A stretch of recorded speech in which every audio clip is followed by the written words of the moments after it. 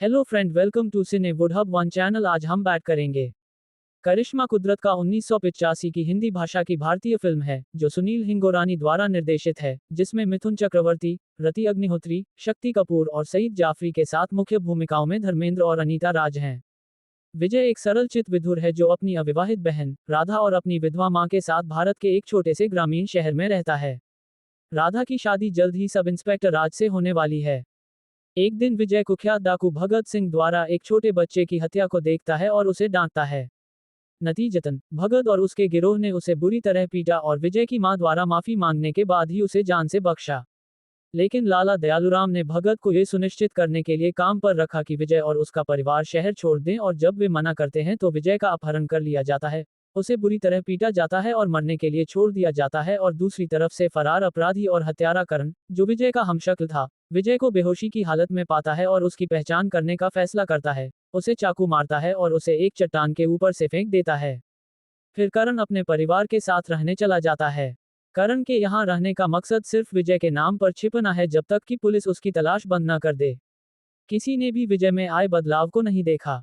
करण कम्मोबाई द्वारा संचालित नजदीकी वेश्यालय में अक्सर जाना शुरू कर देता है और जल्द ही उसे एहसास होता है कि वह उसे युवतियों को बेचकर बहुत पैसा कमा सकता है। उसका पहला लक्ष्य जिसे वह कम्मोबाई के पास ले जाना चाहता है, वह कोई और नहीं बल्कि विजय की बहन राधा है। ये सिर्फ उन विनाशकारी तरीकों में से एक है जिसे वह अपनी नई पहचान में इस्तेमाल करना चाहता है, और कोई भी ऐसा नहीं है जो उस पर शक करने या उसे रोकने की हिम्मत कर सके। पारो एक गांव की लड़की है और राज की सौतेली बहन है जिसकी शादी विजय से तय हुई थी। जब करण उससे मिलता है तो वह उससे प्यार करने लगता है और अपनी असली पहचान भी बताता है कि वह विजय नहीं है, केवल पारो ही जानती है कि वह विजय नहीं है।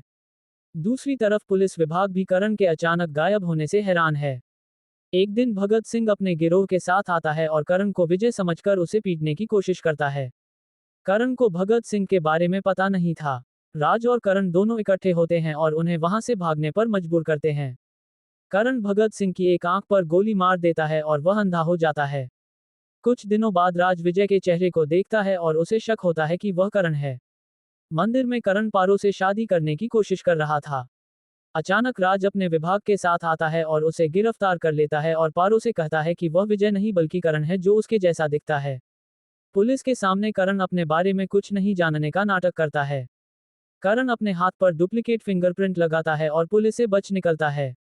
जेल से आते ही वह पारो से शादी कर लेता है और अपनी बहन और मां को खुश कर देता है। राधा और राज की शादी हो जाती है और उसी दिन राज करण को पकड़ने और बदला लेने के लिए अपनी नौकरी से इस्तीफा दे देता है। लेकिन करण को बुरा लगता है कि उसने अपनी नौकरी से इस्तीफा दे दिया है और वह सच स्वीकार करता है कि वह विजय नहीं बल्कि करण है, और अपने परिवार को बताता है कि विजय अब नहीं रहा और वह मर चुका है। विजय की मां करण पर बहुत गुस्सा करती है। पुलिस करण को गिरफ्तार करती है और वह जेल में था। लेकिन वास्तव में विजय जीवित था। जब करण ने उसे पहाड़ियों से फेंका था, विजय को साधुओं के समूह में ले जाया गया और उसका होम्योपैथिक उपचार किया गया और वह बच गया। विजय होश में आता है और ठीक हो जाता है, जिससे उसका बेटा खुश होता है। दुर्भाग्य से भगत सिंह और उसका गिरोह आता है और विजय और उसके बेटे का अपहरण कर लेता है। पारो जेल जाती है और उसे सब कुछ बताती है।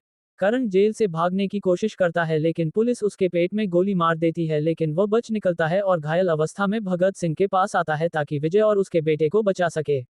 लड़ाई में भगत सिंह करण को गिराने की कोशिश करता है, लेकिन वह खूनी लड़ाई में भगत सिंह और उसके गिरोह को हराने और मारने में सफल हो जाता है। वह विजय के बेटे को पिंजरे से निकालता है जिसमें भगत सिंह ने उसे कैद कर रखा था, उसे विजय के पास भेजता है और सबके सामने उसकी मौत हो जाती है। सभी दुखी और भावुक हो जाते हैं। हर कोई करण के अंतिम संस्कार और दाह संस्कार में शामिल होता है। हमारा वीडियो पसंद आया तो लाइक करे, शेयर करे और सब्सक्राइब जरूर कर दीजिए।